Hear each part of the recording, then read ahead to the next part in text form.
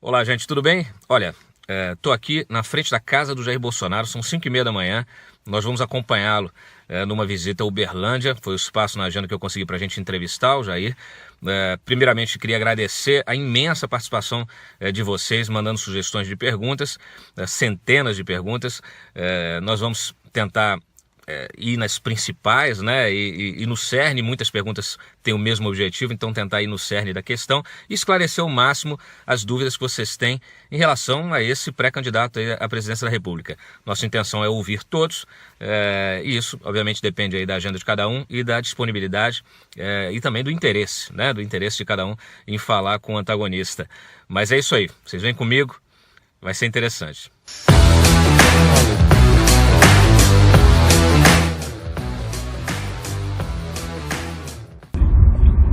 Eu vou chegar em cima do aniversário da minha filha. Mas se atrasa o problema que eu fico.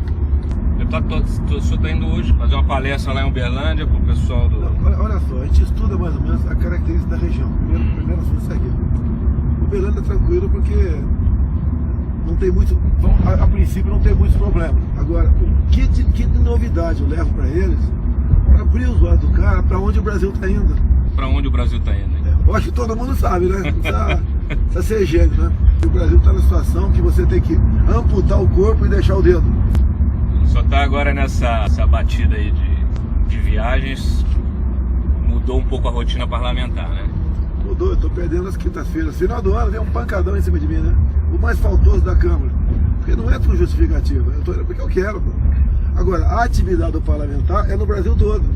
Mesmo quando o cara quer, tipo, o cara do Rio tinha que apertar a emenda pro Rio. Não, a minha emenda vai pro Brasil todo. Eu sou eleito pelo voto do Rio. Mas, né? Eu não tenho eu tenho voto no Amazonas, pô. Tenho. Isso sempre fiz. Já dei emenda pra Antártida. Esse ano foi 1 milhão para o Hospital do Câncer de Barretos. Também botei 1 milhão para o Hospital do Câncer no Rio. O Hospital do Câncer do Barretos atende o Brasil todo. Claro. E é um hospital de referência. Teve emenda aí que saiu agora nesse pacote da votação das denúncias do Temer, não? Olha só, as emendas são impositivas. Mas tem um calendário, né? Tem, mas não tem o calendário. O governo estica a corda, ele deixa esticar a corda de acordo com a sua necessidade, né? De ganhar voto, ele negocia isso aí. Na primeira votação agora do caso do Temer, a imprensa votou que eu fui o primeiro que mais liberou emenda. Eu falei, pô, cara, e daí começaram a dar pancada em mim, tinha vendido voto, etc. Não tem problema. E as minhas emendas? O importante é o voto, né? As minhas emendas, 90% das minhas emendas vão para as Forças Armadas. O senhor concorda com esse processo aí? Essa denúncia? O meu sentimento ali é que procedia, tanto é que eu votei para que o processo prosseguisse na primeira, e parece que terça-feira que vem, né?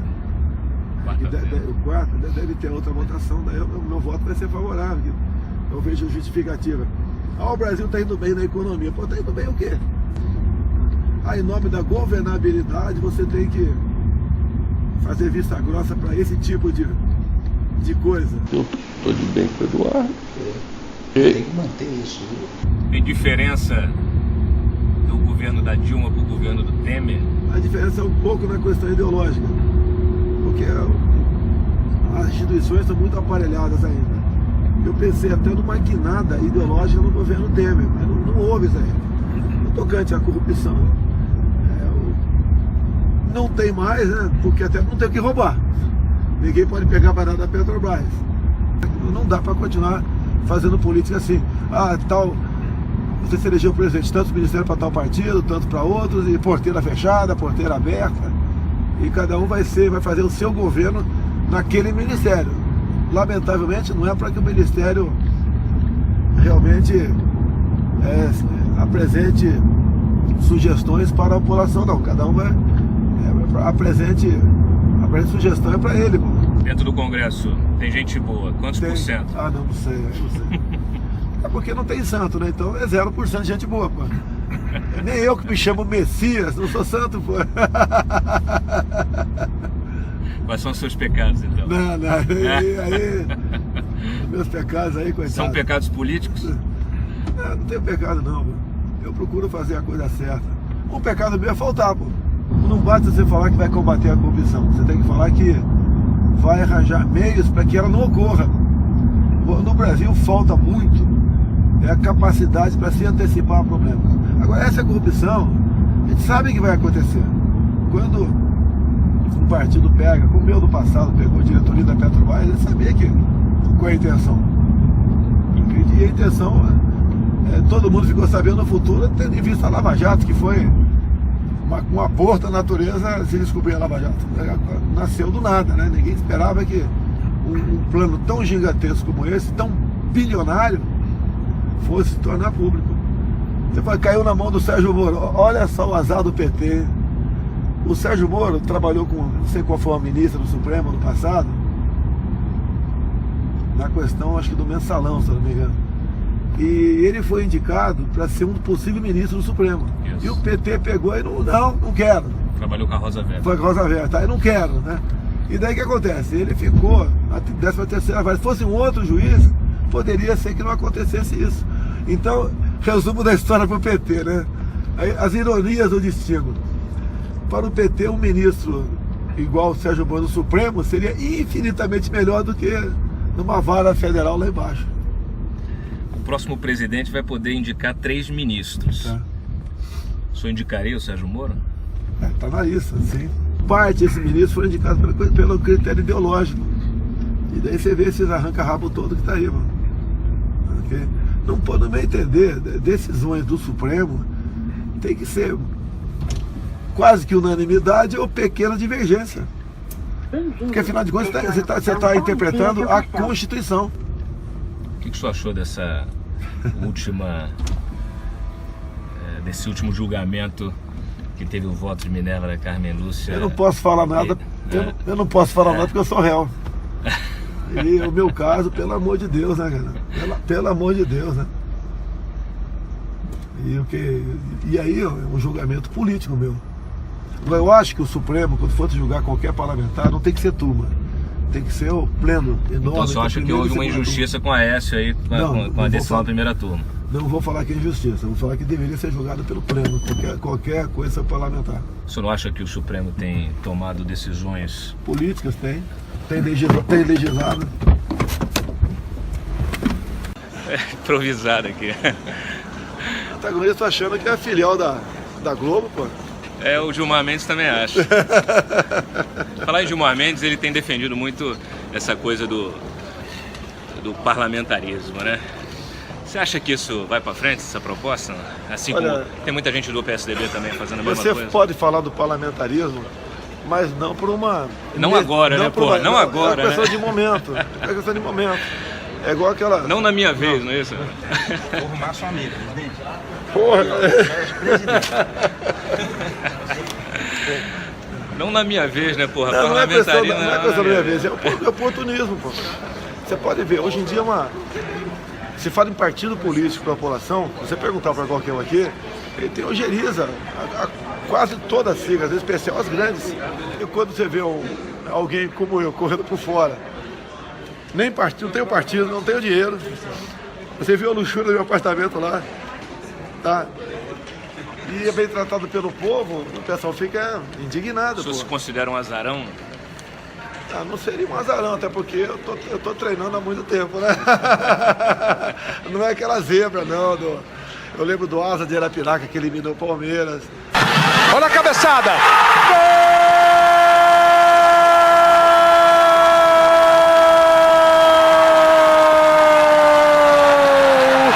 Sandro Goiano, do Asa! Pessoal, bom dia. Se quiserem seguir o perfil, tem mais raio-x disponível logo à esquerda. Nós temos... Trouxe a arma aí, não? Não, dessa vez... Quando eu trago, eu não digo também, tá ok? Então não adianta você perguntar.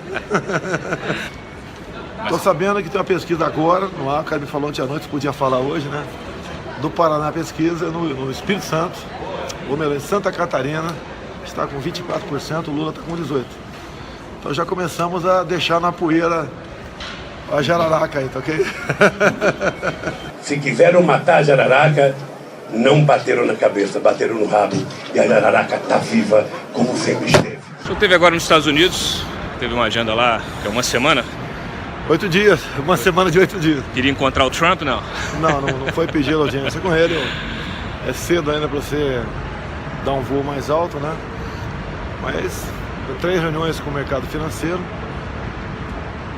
um com a Câmara de Comércio do Brasil e Estados Unidos, 2 com brasileiros, uma na Bloomberg, uma entrevista, e o resto foi... Teve um encontro com a XP que o senhor não foi, né? O que aconteceu?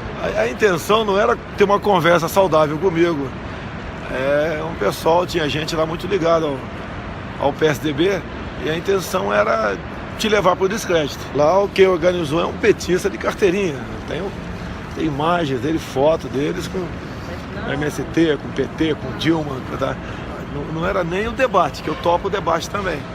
A intenção era tumultuar, partir para agressões, e daí, como a mídia gosta muito de mim aqui, ia falar que minha passagem para os Estados Unidos foi um fracasso, um fiasco, tumultuou, e eu não estou num outro país, né, para levar problemas. A gente recebeu centenas de perguntas dos nossos leitores, que são eleitores, né? E boa parte interessada em saber justamente da agenda econômica. Olha só, quem vai cuidar das particularidades da economia será o futuro ministro da Fazenda, né? É a mesma coisa, quem vai cuidar... Mas quem será o seu ministro da Fazenda? Tem um que me ajuda, não deve ser ele, mas pede sigilo o nome dele. Afinal de contas, né, quem se declara estar ao meu lado sofre retaliações, certo? O senhor não acha que o presidente é quem dá a diretriz para a equipe econômica? Não, tudo bem. A gente quem é que não quer os juros menor do que está aí? Uma inflação O senhor defende pequena. A manutenção do tripé macroeconômico, a continuidade da política que está sendo... da política econômica que está sendo conduzida pelo Henrique Meirelles? Não, olha só. O Banco O senhor Central, discorda de o alguma Banco coisa Central, do Henrique Meirelles? as informações que eu política tenho, atual? a conversa que eu tenho, né, sobre, por exemplo, tudo bem? O Banco Central está tudo bem, ou está bem. No tocante ao Ministério da Fazenda, uma interrogação é o próprio Henrique Meirelles. Então, ali eu acho que poderia ser mexido alguma coisa. Mas pretende. Isso está muito longe ainda das eleições. Está muito longe, mas eu acho que talvez ali o Ministério da Fazenda e Planejamento seja um só, talvez. O senhor discorda da atual política em algum ponto? Olha, quem vai tratar... É igual ter um paciente na mesa. Quem vai dizer o problema é o médico, não sou eu, ok? E é isso que vai acontecer. Você fala tanto de economia, eu tenho que entender tanto de economia, por que eu não tenho que entender de medicina também, já que vou indicar o ministro da Saúde? Entender de pecuária, porque eu vou indicar o ministro da Agricultura, tá certo? Você pode ver, o período que o Brasil mais cresceu na economia, qual foi? Período militar, 5 presidentes militares. Qual deles era formado de economia? Então é bom senso, é humildade e escalar o time certo. Coisa que os últimos governos Sarney para cá não tiveram liberdade para escalar os seus times. Geralmente não, quem escala os times, né, são exatamente os partidos políticos. Daí tá aí, ó. Pô, só não discorre você daí uma cibalena para um paciente que tem um outro tipo de problema. Por exemplo, baixar os juros, né? Baixar os juros a 2%, Selic 2%. O senhor tem a fórmula já na sua cabeça, de acordo com os conselhos que o senhor tem recebido desse personagem misterioso, a gente que é busca, o seu conselheiro econômico? Não é baixar no canetaço, você tem que buscar esse objetivo. Quem é que vai ministrar esse remédio no paciente? Quem vai ministrar é quem estiver na frente do Banco Central, colaborado com seus colaboradores, por aí. O senhor hoje tem pessoas, tem nomes que possam lhe ajudar a elaborar um plano de governo na área econômica, na área de educação, na área de saúde? Hoje em dia já temos isso aí, já tem gente nesse sentido, sim. Está muito longe das eleições. O pessoal cobra de mim um plano de governo. Você tem a obrigação, por lei, de entregar entregar seu plano de governo por ocasião do registro da sua candidatura. Vai ser lá para agosto do ano que vem, não tem que se antecipar. Por que ninguém cobra isso de outros pré-candidatos? Você vem cobrar de mim?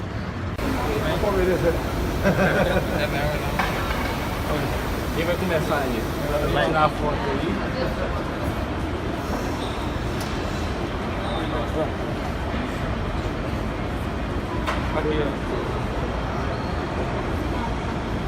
Manda mensagem pra você. Eu tô gritando. É pra vaga. Se eu mando um recado.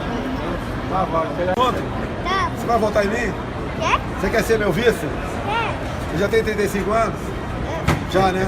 Você não tem, a gente resolve essa parada aí. Qual será o seu primeiro ato? O mais importante é você começar a atacar a questão da segurança.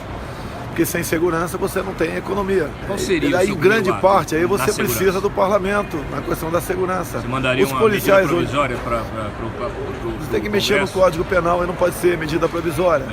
Os policiais, né, precisam de uma retaguarda jurídica. Você não pode, o policial, ao fazer seu trabalho bem feito, simplesmente ele ir para um banco dos réus. Então, seu primeiro ato como presidente é convencer o Congresso a mudar o Código Penal, é isso? 3 artigos que eu acho que dá uma Quais? boa repercussão, né? Um excludente de licitude, que se aplica também a nós. Você não tem hoje em dia legítima defesa. Olha o caso Ana Hickman. O cara que reagiu para não ser morto, para que não fosse morte mais gente no hotel, reagiu e acabou atirando com a arma do próprio marginal. E tendo em vista 2 tiros ter pego na cabeça, o MP de São Paulo entendeu que isso foi excesso. E está lá, ó, o cunhado da Ana Hickman no banco dos réus, podendo pegar 20 anos de cadeia. A violência você combate com energia e muitas vezes com mais violência ainda. É um ponto que eu sou criticado, né? Agora, esses especialistas não dizem como é que você combate a violência, tá? Você enfrenta um cara com um fuzil e do lado de cá você apenas com bom gesto de paz e amor, soltando uma pombinha. Você teve agora quase uma intervenção militar no Rio de Janeiro, né? Você enviou tropas para o Rio de Janeiro, ficaram lá. Eu não enviaria, porque faz o papel de figuração. Você quer ver uma coisa? Imagine um soldado do exército, um soldado que foi reengajado, 20 anos de idade. Numa dessas operações ele reage, acerta mais de 2 tiros no marginal, tá certo?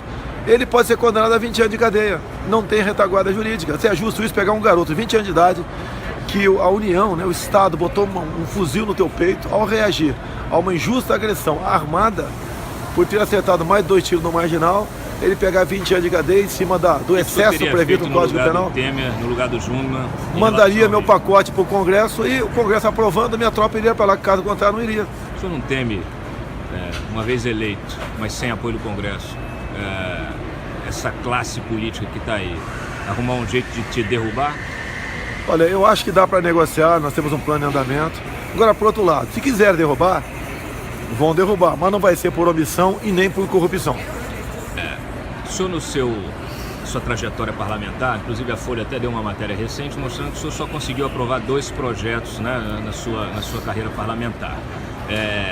Isso é falta de capacidade de diálogo para conseguir a aprovação disso ou o que foi? O que aconteceu? É falta de caráter da Folha de São Paulo. Pegue todos os parlamentares e veja quantos projetos ele aprovaram. É muito simples, né? O voto impresso foi meu. Tá, lá atrás a Fossa de Italamina foi meu também. Uma renovação da questão da Zona Franca de Manaus também foi meu. Então foram 3 projetos. Agora, e muitas vezes a gente briga e consegue que maus projetos não prossigam. Agora, falta de caráter, falta de profissionalismo por parte da Folha de São Paulo. Pegue um outro deputado qualquer que está um tempo parecido com o meu e veja quantos projetos ele aprovou. Agora, eu negociar com o parlamento, que tem ideologicamente, né, bate de frente comigo, é quase impossível. A maioria dos meus projetos em grande parte, cai na mão, a relatoria na mão de gente de esquerda. Eles sentam em cima do projeto e simplesmente não dão um relatório. Um homem de direita? Eu procuro fazer a coisa direita, né? Tanto é que eu não estou envolvido em nenhuma lista aí, nenhum ato de corrupção ao longo de 26 anos. Isso já é um... O senhor, ao longo da sua trajetória, também sempre teve uma postura, pelo menos pelos relatos, pelos discursos, pelas posturas, nacional desenvolvimentista, né? Agora, o senhor tem defendido a privatização, como o senhor mesmo falou pra gente aqui. As privatizações, enfim, de várias áreas, de várias empresas importantes. O senhor está mais liberal? O senhor se considera hoje mais liberal? O que provocou essa mudança? Pouca coisa mudei. É que a imprensa, em grande parte, vocês conhecem aqui, né? Foco no lado sempre que eles acham negativo. Ok? É isso que acontece. Agora, se me tratar com isenção, até porque eu acho que nós precisamos discutir de forma adulta, né, as questões do Brasil, porque está todo mundo no mesmo barco. Eu costumo dizer para colega da imprensa, né, que eu tenho amigo lá, olha, se continuar como está, daqui a pouco você vai estar escrevendo para o jornal O Grama, tá ok? Você quer isso? Só finalizando, o senhor, nessa questão econômica, o senhor está mais liberal ou o senhor se mantém da mesma forma que o senhor sempre foi? Você quer vender você mora numa casa e tem que vender algo lá para você sobreviver. Vai vender uma casa no fundo. Você vai vender essa casa para quem paga mais? Não pode ser esse critério. Imagina você bota para morar no fundo da tua casa um cara que vai montar uma república ali, você não vai ter mais paz. Então você tem que ver para quem você vai vender aquele imóvel, tá? Aquele imóvel. A questão da privatização é a mesma coisa. Você não pode, quem pagar mais leva. A China está jogando o war com o mundo. Será que nego não acorda para isso, porra? Ok? Quem sabe que é jogo de war vai entender perfeitamente. E as estatais estratégicas, você não vai entender, tem que pensar 1000 vezes antes de falar em privatização, que voltada para a energia. Você não pode simplesmente entregar o nosso subsolo para empresas estrangeiras. O que nós temos no subsolo, nós temos que agregar valor para exportar. Você pesquisa nióbio no Brasil? Tá? Não pesquisa. Você pesquisa terras raras. O grafeno, em parte, tem a pesquisa lá na Mackenzie, São Paulo, que é uma universidade privada. Tá? As maravilhas disso daí, o que representa para a economia do mundo. A China acabou de fazer um gasoduto de 9.000 quilômetros de nióbio. O grafeno, na próxima década, vai movimentar $1 trilhão. O grafeno se aplica em tudo, né? Da medicina à indústria bélica. E o Brasil está ignorando isso. O grafeno seria o pré-sal do seu governo?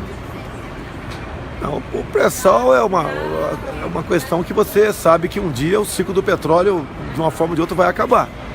Bolsonaro, a Marina declarou hoje aí que você é um populista. Você é um populista? Olha, ela foi ministra ali do PT por muito tempo, né? Mais populismo do que o PT fez é impossível. Então, o que é que os pessoal da esquerda faz? Acusa os outros do que eles são. Marina, boa sorte pra você aí. Deus te ajude, tá ok? Oi. Prazer. Você sabia que eu tenho uma filha com 7 anos de idade? Você tem 8? 10, caramba! Valeu. Qual é o teu nome? Giovana. Valeu, Giovana. Tchau, obrigado, hein? Costumo dizer, o Brasil precisa de um presidente honesto, que é quase um palavrão no meio político, que tenha Deus no coração e que seja patriota, pense na tua pátria. Esse V0 aí pode te alavancar e ao sucesso. Tem muita gente boa aqui que detesta a política, que tem chegado do nosso lado, mas com conhecimento extraordinário. Quando a gente começa a estudar energia no Brasil, tem um pessoal que está comigo, me trouxeram mapas da incidência de sol, mapas de incidência de ventos, né? Onde se busca fontes alternativas de energia. É uma coisa fenomenal. Concordo que apesar dos 62 anos, ser uma pessoa que me considera que estudei muito na vida, prestei 2 vestibulares dificílimos, tenho outro curso superior além de militar, sou formado em educação física. A gente sempre tem o que aprender. Agora, também a humildade acima de tudo, ouvir as pessoas. Tem gente na política aqui que trata os outros na base da chibata, né? Você acha que precisa ter mais gente de bem na política? Precisa. O que afasta as pessoas de bem? É o inferno que a gente vive. Exato. Né? Aqui, o parlamento aqui é propício a você cair em tentação. Tem tudo para você cair em tentação aqui. Até você, a falta de realização profissional. Quando o pessoal me acusa, o cara só aprovou 2 ou 3 projetos, ou não aprovou nada. Realmente é difícil. Pega o seu deputado que você votou, pergunta para ele, procura saber quantos projetos ele aprovou. A massa aqui é 0. É 0. Então, você precisa fazer o jogo para conseguir aprovar um projeto, é isso? Não, mas não é apenas o jogo. Né? Não é porque eu vou vender minha alma para o governo, vou ter facilidade para aprovar tal projeto. Tem que ver que tipo de projeto que é. Aí o cara aprovou 3, 4 projetos, vê que tipo de projeto que é. Você acha que política é vocação ou profissão? Eu acho que é entrega. Não é fácil ser político, ok? Alguns podem falar, então sai daí. Mas se eu sair, o parlamento fica mais homogêneo, tá ok? Pelo menos aqui eu sou ali algo diferente no parlamento, né? O senhor fala muito, o senhor tem um discurso, fala muito em Deus, né? O senhor hoje é evangélico. O senhor se converteu quando? Eu não sou evangélico, eu sou cristão, tá ok? A minha esposa é evangélica. Então, por acompanhar muito ela, a igreja, né? O que se prega muito na igreja? Que você tem que aceitar publicamente Jesus Cristo. Isso. Tá? Por aceitar publicamente. E o batismo é uma forma de... O senhor foi casado pelo Silas Malafaia, não é isso? Tá. Então a forma de você se manifestar publicamente é essa aceitação na igreja, que você levanta a mão e se batiza. No ano passado eu estava em Israel com um pastor, e eu achei que era um momento, já que era o Rio Jordão, meu nome é Messias também, por coincidência, né? Era um momento de eu aceitar publicamente, que eu nunca tive vergonha de falar que sou cristão, coisa que muita gente tem vergonha de falar que acredita em Deus. Está na moda você ser politicamente correto. Eu o tempo todo da esquerda falando, o Estado é laico, o Estado é laico. Mas peraí, mas 90% da população tem alguma religião. Okay? Mas o senhor está num partido, o PSC é um partido, o PSC é um partido evangélico, né? Não tem nada a ver. O nome do partido não tem nada a ver. O senhor integra uma bancada evangélica. Os nomes de partidos, é uma hora boa para esclarecer os nomes dos partidos, até a sigla, tem a ver com qual é a aceitação daquele nome junto à população. Não é o que o partido vai fazer. Você vê o estatuto dos partidos, muitas vezes, que seria uma Bíblia, né? Uhum. Aquela Bíblia está ali só para ficar enfeitando ali a sala, mas nada além disso daí. Tem a bancada evangélica aqui que é muito ativa, se você botar na balança, tem muito mais coisa positiva do que negativa. E eu sou agregado à bancada evangélica, né? Você não é um integrante da bancada evangélica, não se considera um integrante. Mas até porque eu não sou evangélico, tá? Uhum. Por exemplo, você é um colaborador do exército, mas você ser um soldado, você tem que estar fardado, né? Mas o nosso sentimento aqui, 99% do que a bancada evangélica defende, nós estamos juntos. O casamento foi feito pelo seu casamento foi feito pelo sua união foi feita pelo Silas, né? Foi uma opção sua ou da sua esposa? Não, da esposa. Geralmente, da sua esposa. Uhum. Mais de 90% dos casamentos, quem decide é a igreja, o padre, etc. O pastor, é a mulher, a esposa, é a mulher, né?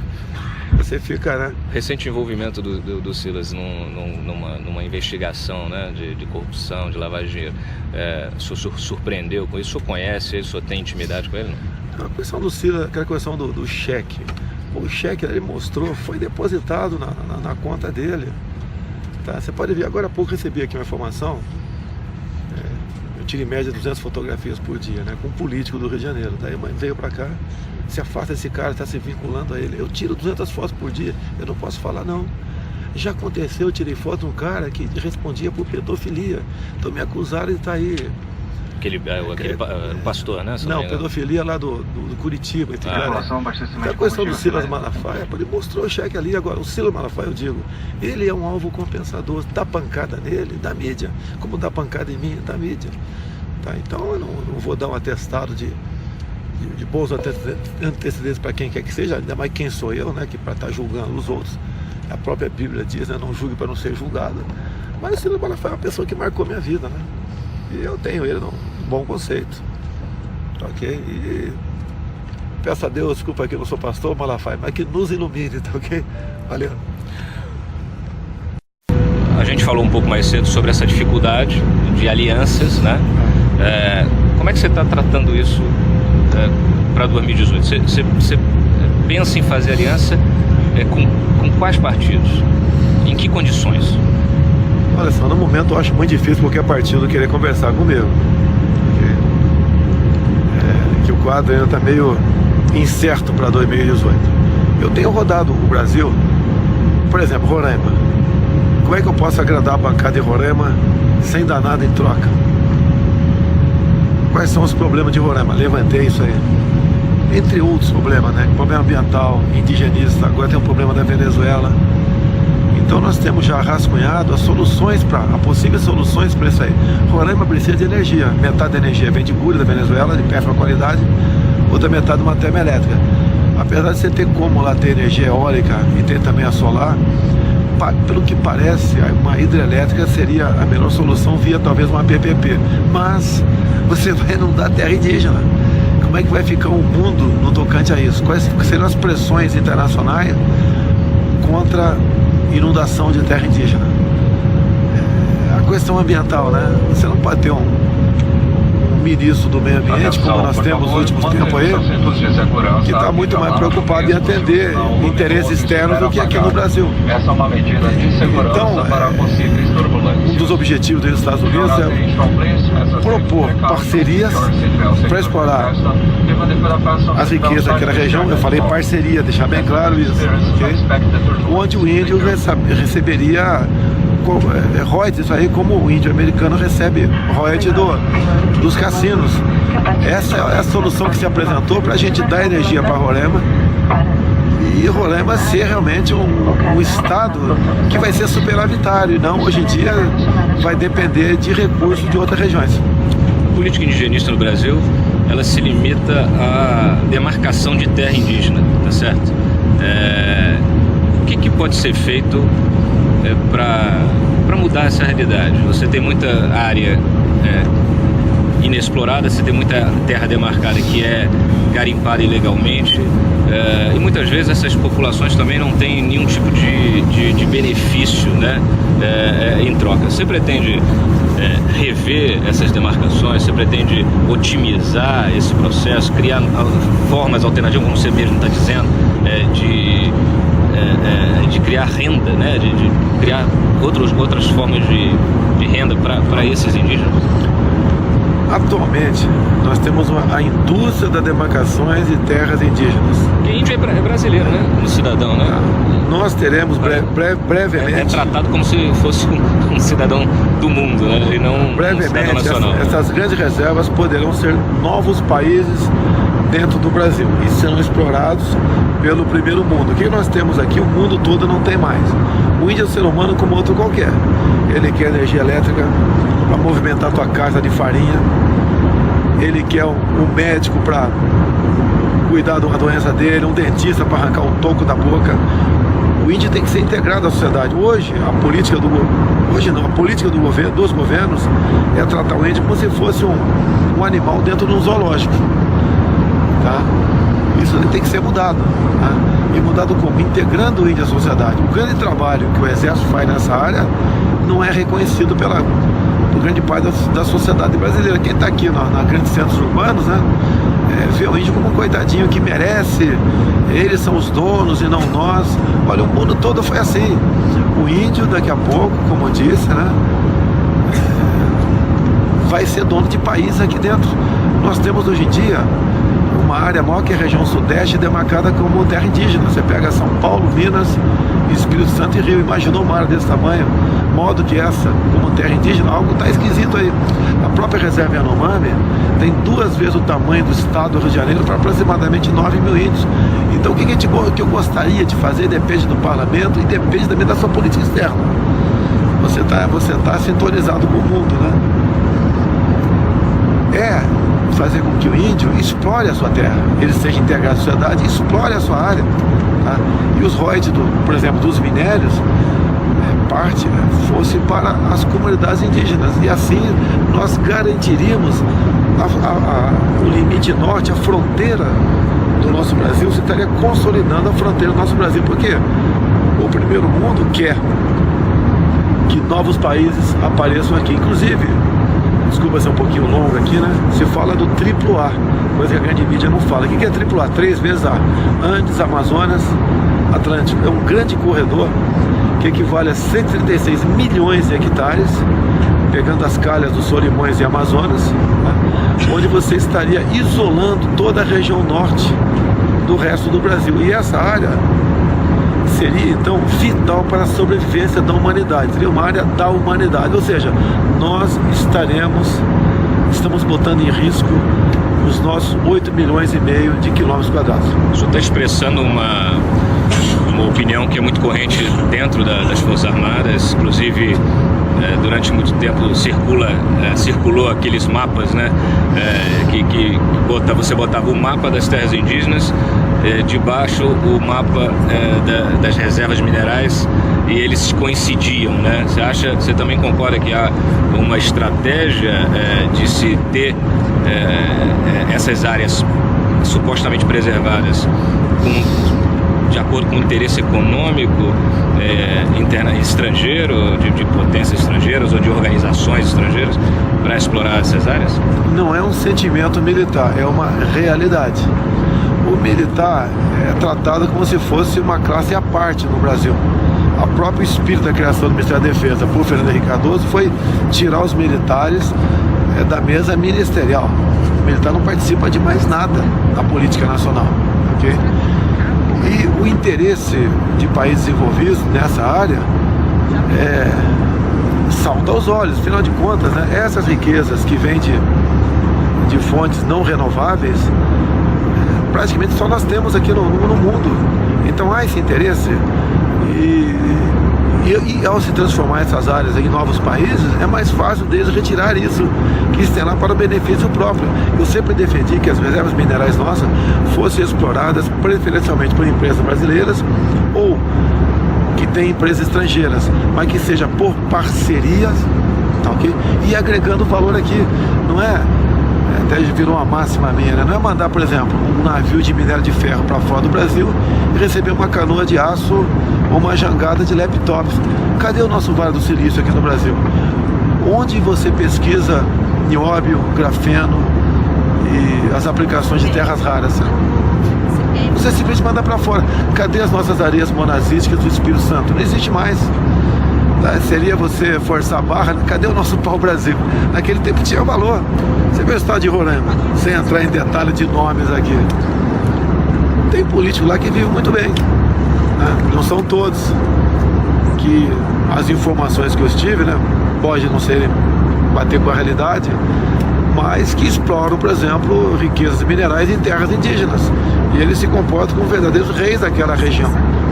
O senhor está falando de quem? Não quero falar nome aqui. Começa com Ju, termina com K, não? Eu não quero dor de cabeça aqui, né? Eu não quero direcionar. Como todos os políticos estão muito bem, tá? Isso daí tem que deixar de existir.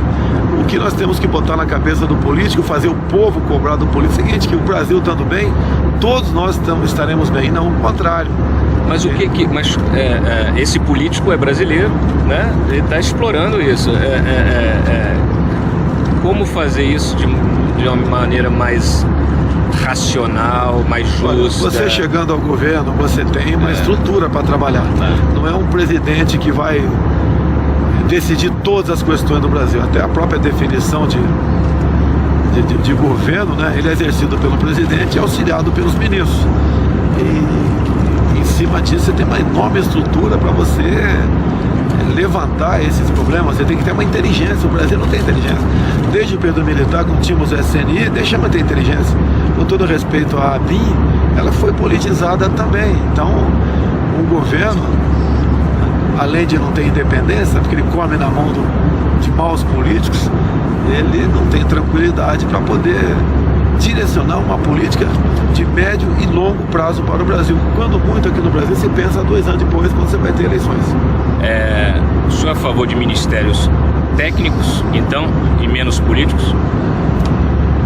Tem que ser assim, tá? O político é o presidente da República. Os gestores, quem vai gerir aquela área, são os respectivos ministros.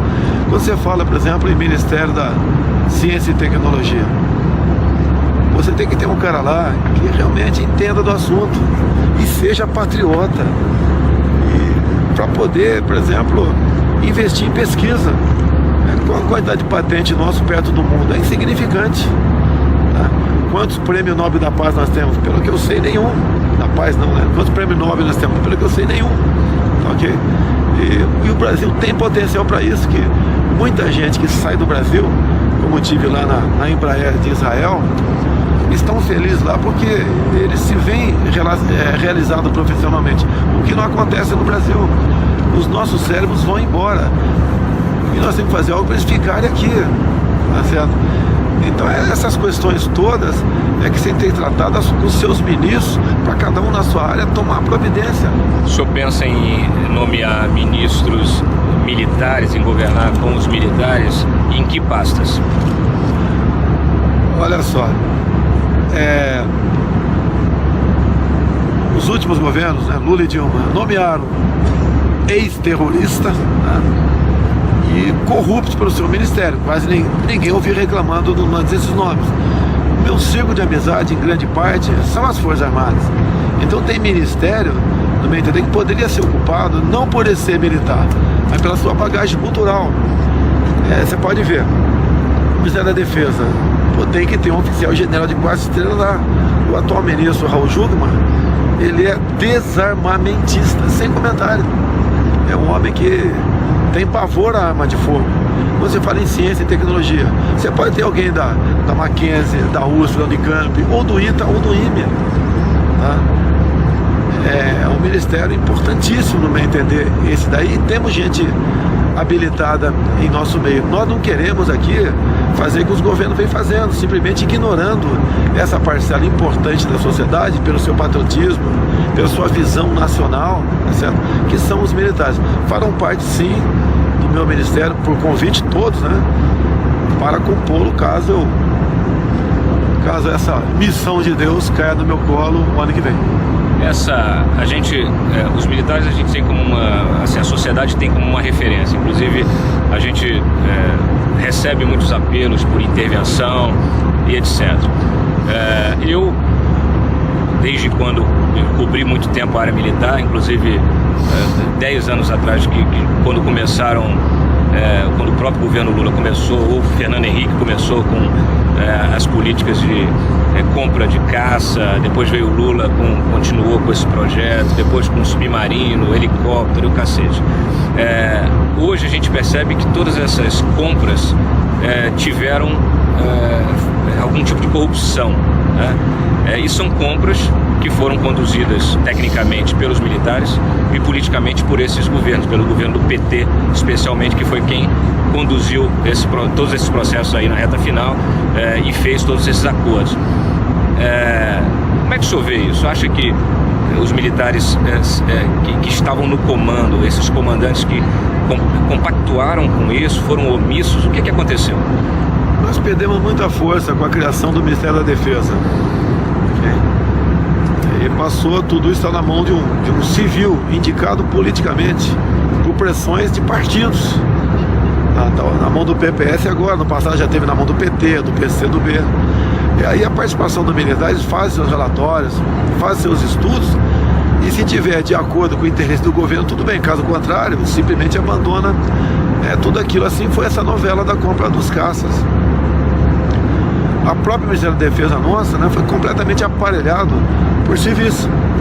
Tivemos há pouco tempo a deputada Perpétua lá dentro, que uma das grandes responsabilidades dela, né, que foi uma candidata ao Senado derrotada pelo Acre, é a compra de material bélico. Não é possível estar nas mãos dessa pessoa a gerência desse tipo de trabalho, que ela não entende bolhufas de armamento, ok? Mas estava na mão dela porque, com toda certeza, né, o interesse de fazer negócios que o seu partido viesse a lucrar. Agora, você não pode culpar os militares, que nós não temos mais o poder de decisão no Brasil. E quando o povo pede intervenção militar, é pelos valores. Porque hoje em dia, na geração, nós temos mais de 10 milhões de pessoas vivas, né, que viveu o 64 no Brasil, que está aqui, que fala para os seus filhos, para os seus netos e bisnetos, o que foi aquele período. Antes de entrar nessa questão, só queria voltar um pouquinho. Porque esses comandantes que conduziram esses processos de compras que se revelaram corruptos, né? A gente tem até o submarino onde tem a Odebrecht envolvida, ela já delatou pagamento de propina. Nós tivemos, inclusive em Angra, tivemos um ex-almirante preso, né? Também envolvido em corrupção. Será que não houve uma cooptação também do poder militar pelo poder político? Será que você também não tem as maçãs podres dentro das próprias Forças Armadas? Você não teve... ou se esses comandantes deixaram isso acontecer, eles não se submeteram, de certa forma, a essa cleptocracia? Olha só, você tem um almirante acusado. Ainda não transitou julgado o processo contra ele. Pelo que parece, era uma questão de consultoria. Tá certo? Pegou uma pena de 42 anos de cadeia. Não estou dizendo que, caso ele seja culpado, não seja punido, mas é um absurdo que uma pena dessa, né, onde os políticos que trataram dessas decisões estão livres, soltos por aí, ok? Não podemos generalizar a questão de Forças Armadas. A corrupção nas Forças Armadas, com toda certeza, existe, mas em percentual insignificante. E na maioria esmagadora das vezes, quem leva à frente esse processo, né, somos nós militares que descobrimos o problema. Conosco não tem perdão. Sentiu-se que há qualquer irregularidade, nós mesmos apuramos. Não foi a imprensa que descobriu, não foi a Lava Jato que que interfere em nosso meio, né? Nós mesmos fazemos essa própria depuração. Agora, o que a grande mídia quer fazer é levar para o lado que os militares são tão corruptos quanto os civis, e não adianta você querer falar em militar na política, que vai continuar a mesma coisa. Isso não é verdade. Nós nunca demos, nós sempre demos prova de o contrário. E se o militar chegar à presidência no ano que vem, vai ser pelo voto. O senhor já defendeu fechamento do Congresso quando era mais novo. O senhor já declarou voto no Lula. O que mudou de lá para cá? 20 anos atrás, né? A questão de fechar o Congresso. Claro. Eu demonstrei naquele momento uma indignação popular. Você acha se hoje em dia, vamos supor que caísse uma bomba H do Kim Jong-un no parlamento, como a população brasileira se comportaria? Eu estaria feliz, tá? Porque nós não estamos bem perante a opinião pública. E se você é parlamentar, você tem imunidade por palavras, opiniões e votos. Então o que eu falei 20 anos atrás, falei sim de fechar o Congresso, ok? Hoje em dia eu não falo mais isso daí. Eu falo exatamente em buscar uma maneira de trazer o Congresso, né, para que ele possa exercer o trabalho que todos nós esperamos. O senhor tem um discurso bastante nacionalista e toca em temas muito semelhantes ao que a gente ouvia na época do Enéas, né, Enéas Carneiro. Ele é uma referência para o senhor? O senhor gostava da postura dele? Sua opinião? Olha, o senhor tem referências tudo políticas? sem sua época, tá certo? E o Enéas, para mim, continua sendo uma referência. Lógico, você faz alguns ajustes, né? Todos nós evoluímos. O próprio Enéas, se vivo fosse hoje, ele teria alguns ajustes na sua plataforma política. Referência aí fora do Brasil tem dentro. Aqui eu tenho o Médici, ok? É um presidente que realmente enfrentou um período duro da história, né? Combateu a luta armada no Brasil, e o Brasil cresceu muito naquele momento com liberdade, com democracia. Olha só, quando fala em período militar, vamos falar de 7 de outubro de 1984. O Figueiredo já estava praticamente arrumando suas malas para deixar o palácio. Editorial de capa do jornalista Roberto Marinho, do Globo. Participamos da Revolução de 1964, identificados com os anseios nacionais de preservação das instituições democráticas, ameaçadas pela radicalização ideológica, problemas sociais, greves e corrupção generalizada. O que mudou de 64, como disse Marinho, em 84 para hoje em dia? Quase nada, né? Então a história tá aí, né? Ninguém quer medida de força em lugar nenhum, mas os homens que estão na frente da política brasileira abram seus olhos, poxa, vê o que está acontecendo. Para quem hoje defende a intervenção, o senhor diria, votem em mim? Não, eu não estou pedindo voto para ninguém, nem estou em campanha, né? A intervenção militar poderá vir, mas não a militar, né? Mas através de um militar eleito, tá? Temos certeza que isso pode acontecer. O general Mourão terá uma vaga no seu governo? Não há a menor dúvida, né? Ele vai embora em março, pelo que eu sei, acaba os 4 anos dele, né? Ele aí é aquela figurinha carimbada no meu governo, caso ele queira, né?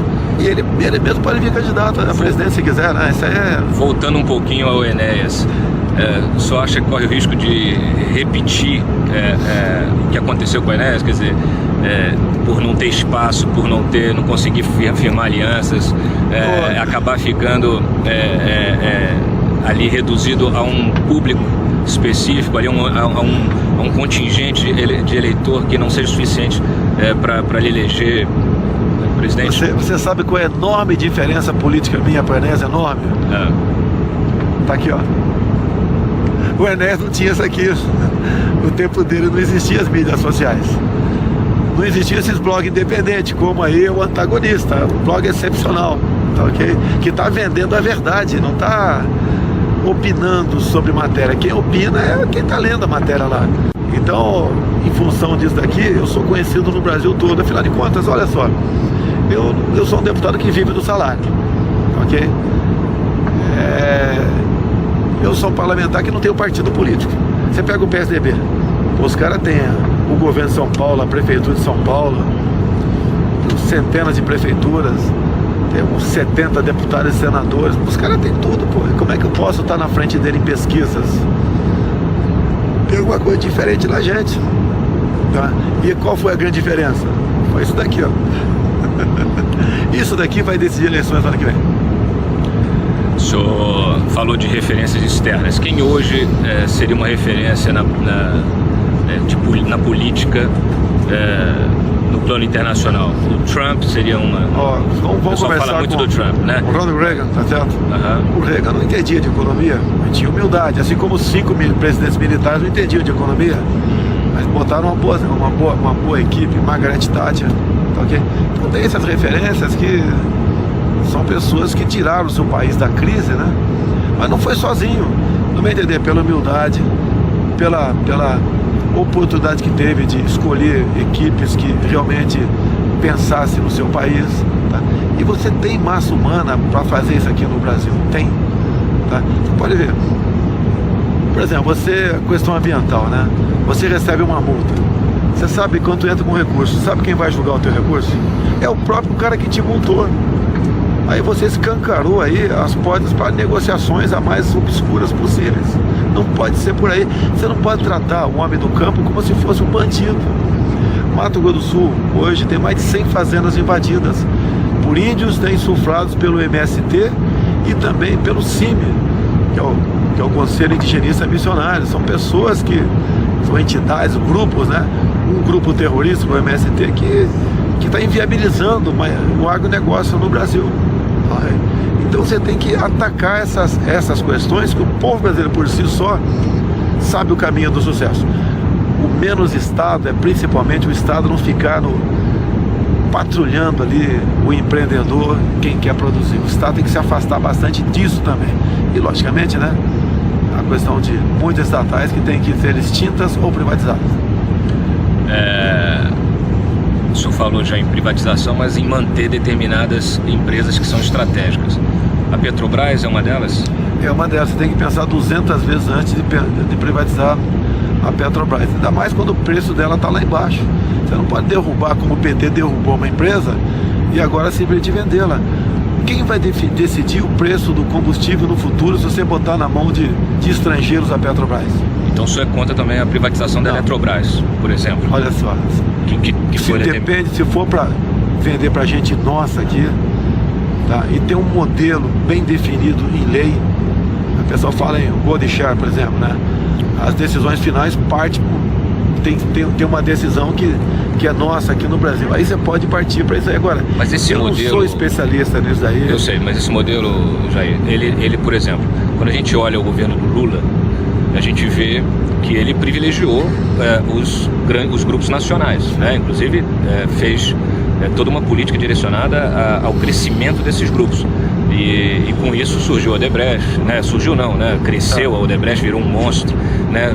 Surgiu a JIF, né? A JBS virou essa maior empresa de proteína animal, né? Do mundo, e todas as outras, né, que cresceram, tantos outros grupos em diferentes áreas.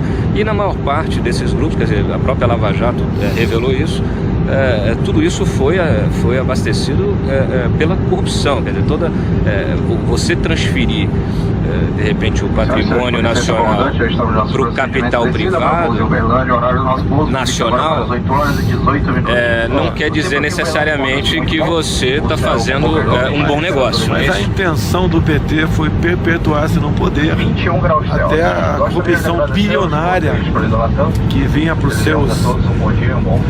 seus filiados e para partidos políticos aqui. A grana para partidos políticos como da JBS foi para comprar voto aqui dentro. Você pode ver, o Joaquim Barbosa merece estudo. Quando dá um momento, ele me cita no mensalão. Ele faz um estudo ali que, resumindo, né, o dinheiro ia para partidos políticos para comprar votos dentro da Câmara. E ele cita meu nome, que eu falo que eu fui o único deputado da base aliada que não foi comprado pelo PT. Então essa privatização, esse direcionamento de obras para estatais, para empresas brasileiras, a intenção era recurso, né, para comprar votos no parlamento, para ele se perpetuar no poder. O PT estava com um projeto de perpetuação no poder. Não tinha aquilo que eu falei no começo para você, o patriotismo. patriotismo. Agora, você fazendo com patriotismo, fazendo bem feito, né? Essas passagens para a privada, no meu entender, é bem-vinda. E você tem como Estado daí controlar alguma coisa lá dentro. O senhor, por exemplo, é contra essa venda das usinas da CEMIG para a China, por exemplo? Completamente contra, né? Isso aí são estatais estratégicas. Você não está privatizando, você está passando para estatal chinesa. Tá? Se eu não consigo administrar uma coisa e você consegue, eu estou passando a testar de competência. Falta o governo, se tivesse um governo com moral, não fosse corrupto, né? Falar, olha, não vou privatizar, mas a partir de agora, né, o quadro das hidrelétricas do Brasil vão ser pessoas competentes.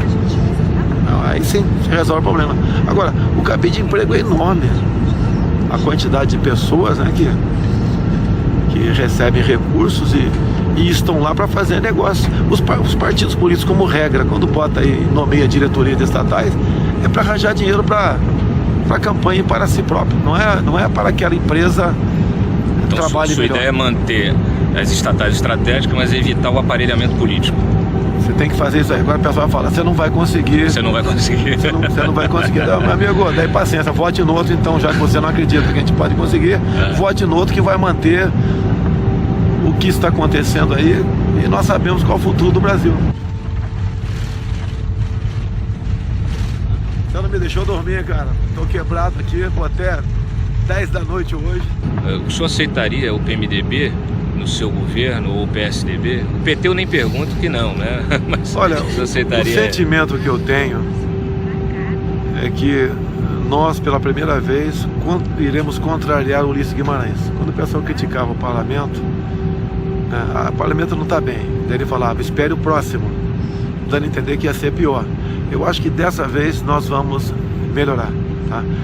Através das mídias sociais, eu acho que haverá uma menor escolha de deputados e senadores para 2019. Então eu estou acreditando nisso também. Independentemente do partido. Independentemente do partido. Não, esse partido de esquerda que, como o PT, por exemplo, que vive elogiando aí a Venezuela, Cuba, tem simpatia pela Coreia do Norte, esse pessoal não adianta que você não... Mas os partidos hoje não se tornaram uma máquina de moer político, como o senhor mesmo disse? Mas eu acredito numa certa melhora. Você pode ver a maneira como está indo a nossa economia. Quem, por exemplo, ocupar o Ministério do Transporte não vai ter recurso para 1 metro cúbico de asfalto para tapar um buraco. Qual partido vai querer esse ministério? Tá? Para fazer o quê? Então acho que essa pressão por ministérios para poder se dar bem vai diminuir. Ele perguntar sobre política externa. Tá. O senhor falou de Venezuela. O senhor é a favor de uma intervenção na Venezuela para tirar o governo Maduro, assim como o Trump tem ameaçado fazer? Por quem somos nós, né?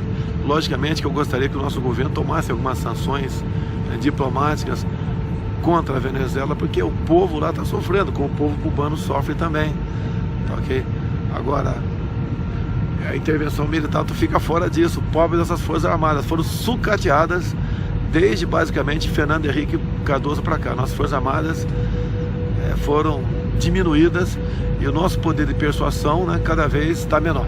Mas eu digo assim, sou a favor de uma medida de força como a que o governo americano hoje defende, o governo Trump? Olha, nós não temos como impor medida de força, né? Você tem como chamar teu embaixador, é um sinalizador, dar demonstração que não aceita isso daí, é você exigir que lá o voto seja impresso na Venezuela e não Smartmatic, por últimas eleições agora, onde a maioria dos governadores foram da situação, e o sentimento nosso que isso não é verdade. Então, uma medida como essa, no próprio voto, né, o governo, por exemplo, fala assim, não reconhece a eleição na Venezuela com voto eletrônico. Seria uma grande medida. E no caso da Coreia do Norte, por exemplo, todas essas ameaças que o governo coreano tem feito de bombardeio, com teste de mísseis, o Trump tem reagido de forma muito dura, ameaçando inclusive bombardear, fazer algum tipo de ataque até nuclear, né? O senhor apoia esse tipo de medida de força para resolver o problema da Coreia do Norte, por exemplo? Olha, você tem que olhar o mundo de forma global. Se a China não tivesse apoiando a Coreia do Norte, o Kim Jong-un não teria chegado onde chegou. Agora imagine o Kim Jong-un, além da bomba atômica, já sabemos que ele tem a bomba de hidrogênio, se tiver meios de lançá-la em todo o globo, ameaça para todos nós. Então o Trump, na minha entender, está fazendo o seu papel. Agora, outros países, né, estão simplesmente lavando as mãos para essa questão. As consequências que podem advir dessa falta de atenção, de falta de medidas contra a Coreia do Norte, o preço pode ser muito alto para toda a humanidade pagá-lo no futuro. Recentemente, foi agora dias atrás, o governo americano e o israelense, eles deixaram a Unesco. Há muitas críticas também, há ameaça até de deixar a ONU, né? Você tem aí realmente uma crítica muito grande, especialmente a esse tipo de governança global, né? Esse tipo de... Sou mesmo criticando, sou muito crítico a essa ingerência que muitos desses organismos ou ONGs têm no Brasil. Que tipo de postura que o senhor pretende ter? Se desvincular desses órgãos multilaterais, banir as ONGs ou limitar a atividade delas? Como é que o senhor pretende lidar com isso, tanto no plano internacional como no nacional? Eu teria deixado a Unesco há muito tempo. Isso é um antro, tá certo? Pessoas que não têm qualquer respeito com a cultura judaico-cristã, que estimula aqui questões que a família brasileira não está de acordo. E a gota d'água nessa questão do Trump e de Israel foi a questão da cidade de Hebron, onde estão lá enterrados os patriarcas de Israel. E uma medida, né, tomada pela Unesco pró-Palestina. Então acho até que os americanos saíram tarde disso daí.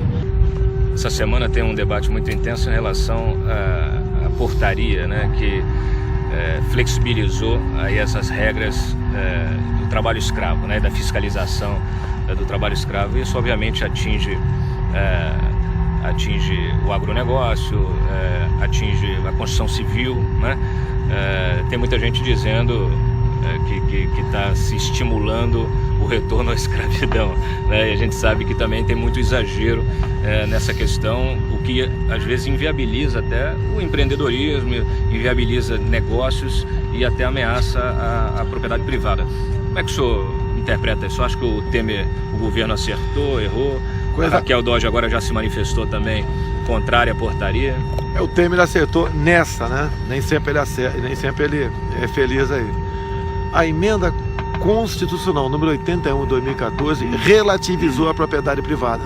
Lá está escrito que todo aquele que pratica o trabalho escravo, quer seja na área urbana ou rural, a pena é expropriação do imóvel. Aí já tem uma coisa errada. A gente pode explicar isso aí. Mas, em grande parte, jurista brasileiro entende que o trabalho análogo à escravidão também é escravo. O que é análogo? Por exemplo, você tem na tua casa, alguém que trabalhe lá, ou na tua fazenda, ou na tua empresa. Vamos supor que o colchão no qual esteja dormindo esteja 5 centímetros, não 8. Isso é trabalho análogo à escravidão. Tua pena, expropriação do imóvel, com todos os semoventes. Você vai perder o teu prédio, a tua fazenda, o trator, a bicicleta, o cachorro, a galinha, vai perder tudo. Então isso daí não pode acontecer. O trabalho escravo tem que ser punido. Mas, por exemplo, suponha que eu tenho uma fazenda e eu pratique realmente o trabalho escravo, né? É coisa rara de acontecer, mas suponha que eu pratique. Eu vou perder toda a fazenda. Como é que fica a minha esposa que trabalhou comigo 60 anos? Tá ok?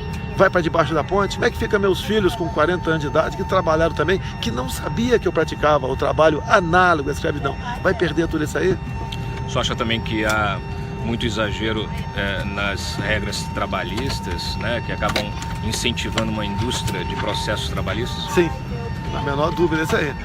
Hoje em dia, né, eu gostaria de lançar, se eu fosse presidente, não uma campanha Meu Primeiro Emprego, mas a minha primeira empresa, para mostrar para muitos que se escudam ali no direito trabalhista, a defesa do trabalhador que tem que ter, sentir na pele o que é ser patrão no Brasil. Tá ok?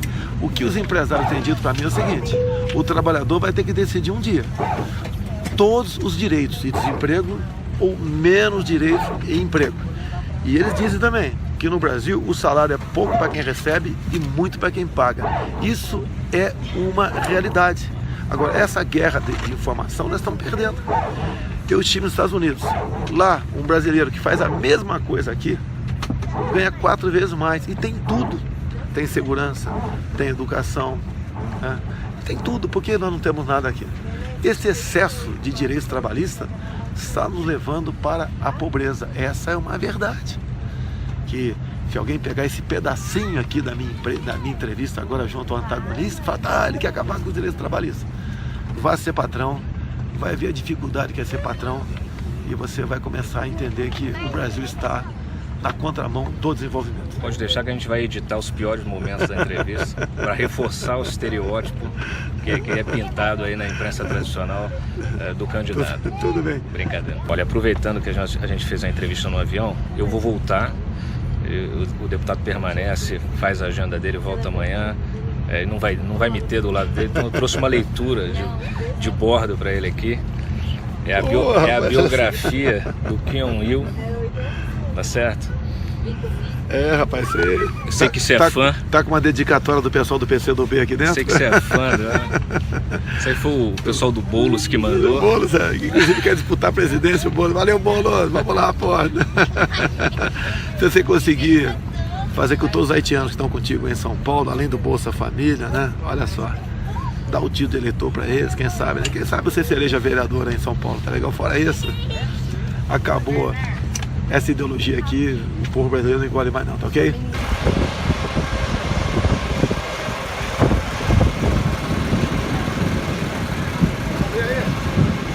Vamos ver. Acabamos de desembarcar.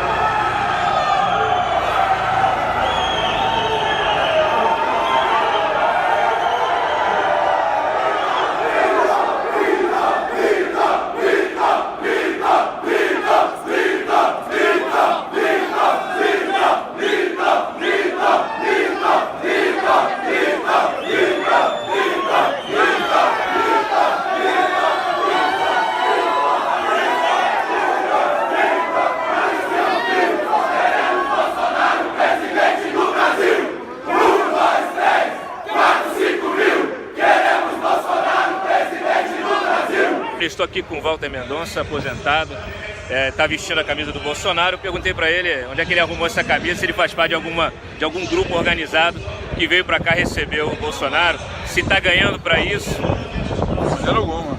Vim espontaneamente, veio de alma, coração brasileiro, né, saudar um grande patriota, que é o nosso Bolsonaro. Nossa última esperança, talvez.